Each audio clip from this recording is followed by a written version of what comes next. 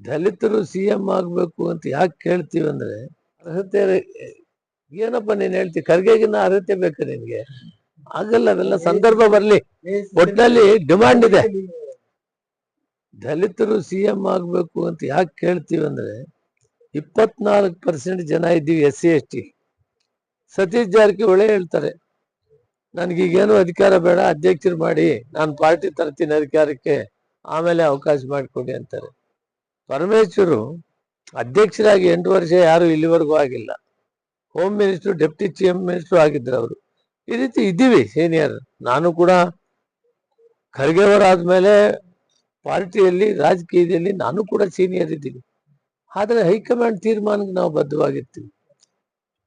ಎಲ್ರಿಗೂ ಆಕಾಂಕ್ಷೆಗಳಿರ್ತೇವೆ, ಆದ್ರೆ ತೀರ್ಮಾನ ಹೈಕಮಾಂಡ್ ಬದ್ಧವಾಗಿರ್ತೀವಿ. ಶಿಸ್ತಿನ ಸಿಪಾಯಿಗಳಾಗಿ ಕಾಂಗ್ರೆಸ್ ಪಕ್ಷದಲ್ಲಿ, ಯಾಕಂದ್ರೆ ಆ ಪಕ್ಷದಲ್ಲಿ ಬೆಳೆದಿದ್ದೀವಿ, ಆ ಪಕ್ಷ ಆಶೀರ್ವಾದ ಮಾಡಿದೆ.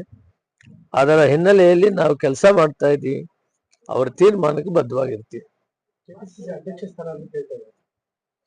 ಅವ್ರು ಏನ್ ಕೊಟ್ಟರು ಮಾಡಕ್ ತಯಾರಿದ್ದೀವಿ.